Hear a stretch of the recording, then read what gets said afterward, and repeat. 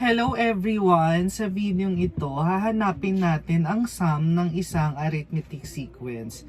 Ito ay ang tinatawag nating arithmetic series.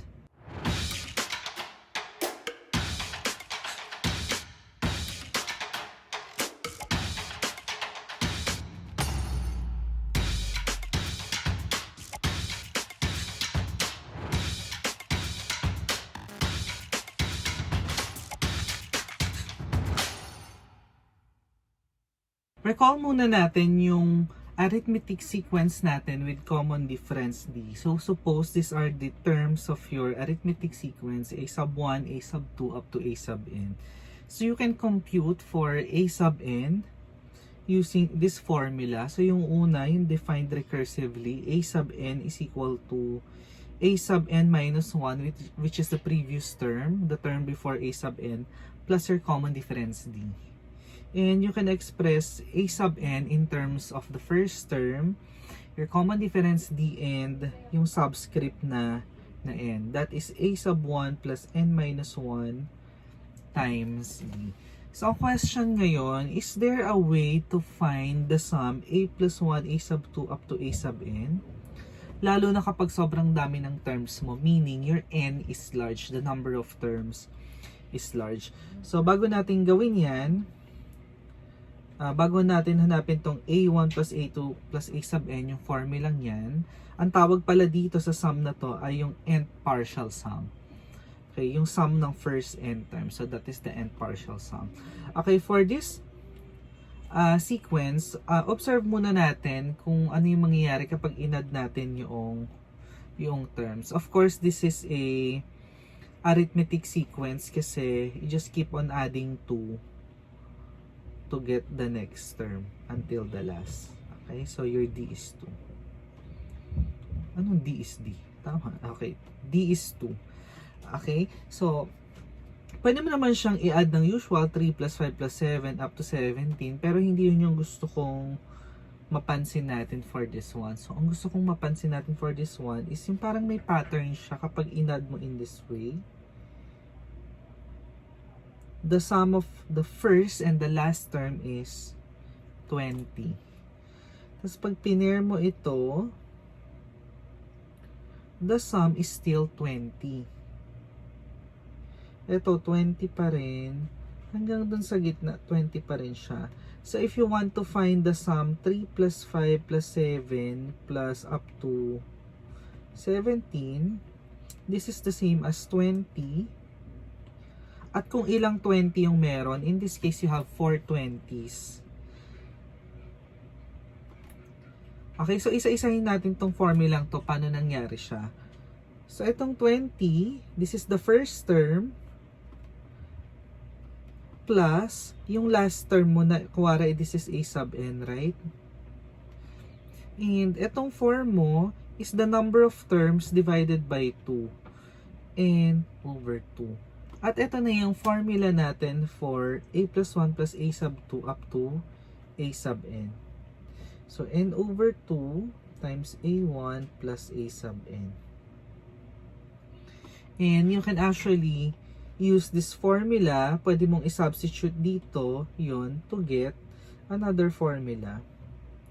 2a1 plus n minus 1 times d. So, itong nauna, nakadepende siya doon sa, of course, sa n, kung ilang terms ang meron ka, sa first term and yung last term, yung nth term, a sub n. While dito naman, kung wala ka nung nth term,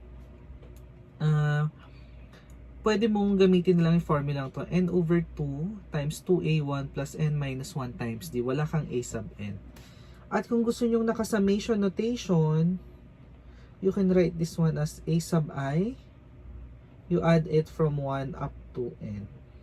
So this means a sub 1 plus a sub 2 plus a sub 3, etc. And some books, sinusulat nila to as s sub n. S sub n means a1 plus a2 up to a sub n. Okay, wala lang. Baka lang makita ninyo somewhere. Baka malito kayo. So at least na-introduce natin dito. So ngayon, magsagot naman tayo ng mga examples involving arithmetic series. So bago natin sagutan ito, isulat muna natin yung formula natin. So a sub I, which is 1 up to n, A1, A2, yun yung ibig sabihin niya. So i-apply natin yan dito. So let us find this sum. So sa sum na ito, pwede mong isipin na nag-a-add ka ng terms ng isang arithmetic sequence.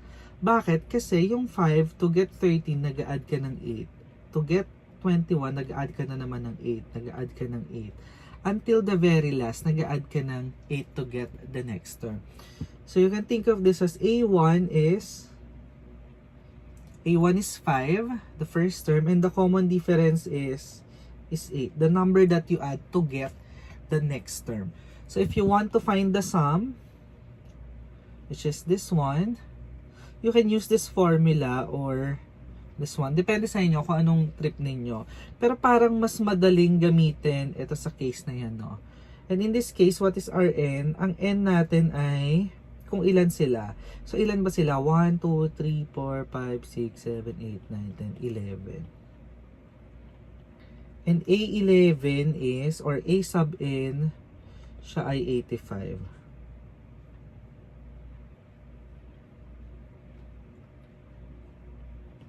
And what is the sum? Etong, ay tago na lang natin ito sa pangalang star. So therefore, si star is equal to, gamitin natin ito, n over 2 times A1 plus AN. So 5 plus 85, which is 11 over 2 times 90, which is the same as 90 divided by 2 is 45. What is 11 times 45? I think it's 495. Okay, so yan yung gamit yung formulang ito. Or pwede nyo rin gamitin yung isang formula.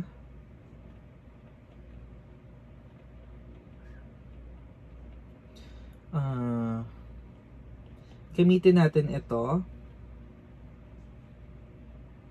So, n over 2 is 11 over 2. Ito yung part na yon. Times twice ni A1. A1 is 5. Plus n minus 1. 11 minus 1. Times D. Our D is 8. So, it's 11 over 2 times, ano ba ito? 10 plus 80. Which is 11 over 2 times 90, which is, pareha lang nito, no? Or 495. So, parehang answer lang yung makukuha ninyo. So, depende dun sa binigay kung ano yung applicable. Sa case na to, parehang applicable yung dalawang formula or kung ano yung mas madali. Okay, let's proceed. Ito naman naka-summation notation naman siya. Kopyahin nga natin yung formula ha, para hindi tayo naliligaw. Okay, so yan yung formula natin. So let us find this sum. So para hindi tayo mahirapan, ang gagawin ko, hanapin ko muna yung first few terms ng sum na yan.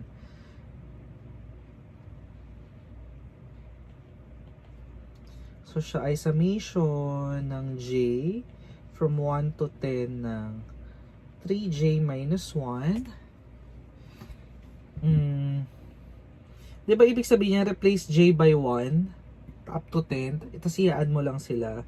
So anong lalabas dyan? If j is 1, you get 3 minus 1, which is 2, plus if j is 2, you get 6 minus 1, which is 5. Oops. So 5 dapat. Plus, when j is 3, ano mangyayari? 9 minus 1, which is 8. Hanggang dumating ka sa last term, ano yung 10th term? When j is 10, you get 30 minus 1, 29. At pwede mo tong isipin na isang arithmetic sequence. Kasi, anong ina-add mo? Nag-add ka ng 3, add ka ng 3. Arithmetic sequence yung term. So, pag in-add mo, arithmetic series siya. So, pwede mo siyang isipin as arithmetic sequence with A1 equal to 2. the common difference is, ilan ang common difference natin? You have 3. And how many terms do you have? Sa 2, 5, 8, hanggang 29, you have 10 terms. Ito yung pambilang mo. When j equal to 1, j equal to 2, j equal to 3, tapos pagdating sa 29, j equal to 10. So that's why the number of terms is 10. So itong hinahanap natin na sum is equal to, gamitin na lang natin itong first formula. You get 10 divided by 2, tapos a sub 1 plus what is a sub 10? Ang n mo 10 eh. So, a sub 10 is 29. So, yan yung magiging sum natin, which is 5 times 31. Ito ay 5. Ano ang 5 times 31? That is 100. 155. Okay, so ibig sabihin, pwede mo ring ipang-evaluate ng mga bagay na naka-summation notation itong arithmetic series as long as yung terms ay isang arithmetic sequence. Okay, third example natin, second to the last for this video. So find the sum of the first 82 terms of an arithmetic sequence with A1 equal to 103 and common difference D negative 6. So ang common difference natin dito ay negative 6. So, sulat natin yung terms ha. So, 103, that is A1. Ano yung 102? 102. Ano yung second term? Mag-a-add ka ng negative 6. So, bale, nagma-minus ka ng 6. So, magiging 97 ito. This is A sub 2. Tapos, add ka na naman ng negative 6 because negative 6 is your common difference. 91, etc. Okay? So, hahanapin natin yung sum ng first 82 terms. So, ang pinapahanap ay A1, A2, hanggang A sub 82.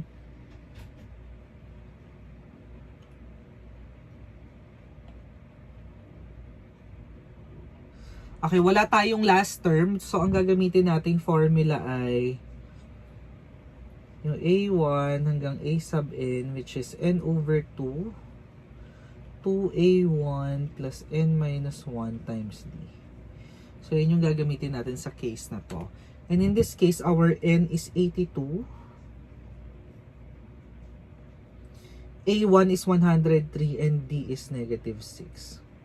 So, papasok lang natin dito yon. So, our n is 82 times 2a1. What is our a1? 103 plus n minus 1 times the common difference, negative 6. So, simplify na lang natin. So, this is 41 times 206 plus 81 times negative 6. 206 plus ano ang 81 times 6. So, magiging minus na yun, no? Kasi positive times negative minus. I think it's 486. And what is 486 minus 206? Magiging negative yan, no? Which is 280. What is 280? Mahina talaga ako sa multiply. 32, 3, 8, 11. So, ang lalabas dito is negative.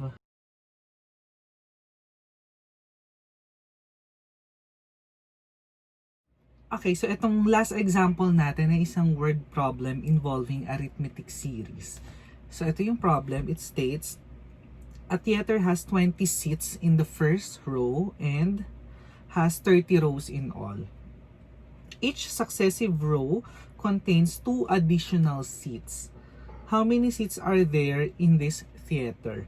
So, kailangan magets muna natin yung problem, no? So, ang nangyayari dyan is that sa first row, let's say, meron kang 20 seats. Tapos, yung susunod na row daw, yung succeeding row, madadagdagan ng 2. Okay? Meron kang 2 additional seats. So, yung third row, meron kang 24. 24 seats ka hanggang dumating ka doon sa 30th row. So, this is the first row. This is the second row. And this is the third row.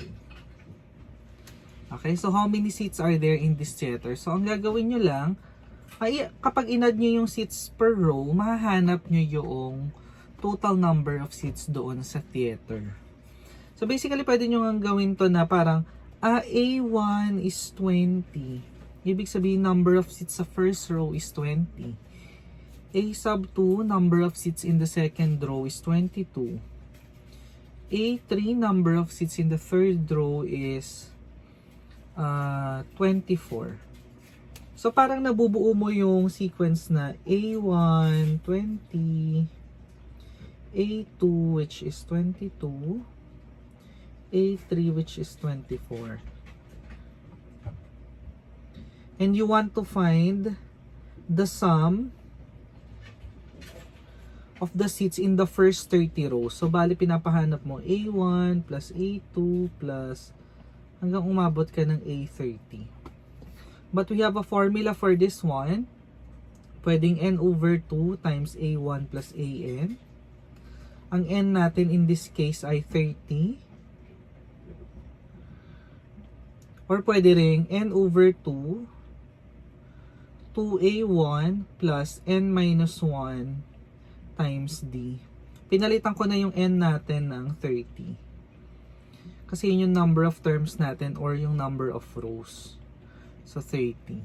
So, ang A1 natin is 20. Ano yung D natin? Ang D natin ay 2. Okay? So, parang mas madaling gamitin sa case na to, itong pangalawa. Kasi meron na tayong A1, meron na tayong D. Dito kasi wala pa tayong A sub 30. So, A1 up to A sub 30 is 30 over 2 times twice ni A1 plus n minus 1 times D, which is 15 times, this is 40 plus 29 times 2.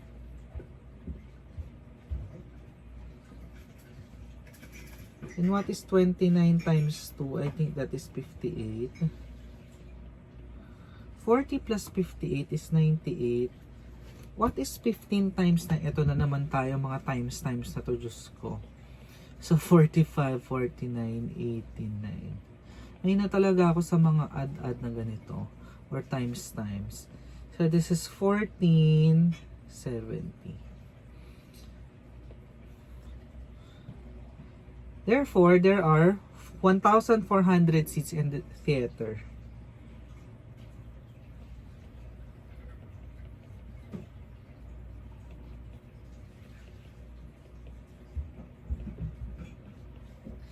Ayan, and that ends our lesson on arithmetic series. So, sana naintindihan ninyo. Don't forget to like and subscribe our channel. At kung gusto nyo ng mga updates tungkol sa akin, mga random stuff ko lang, pwede nyo akong i-follow sa aking personal Twitter accounts. At kung meron din naman kayong comments and suggestion, pwede nyo ipadala sa akin through direct message sa aking personal Twitter account. So yun lang, kita-kits ulit next time. Goodbye!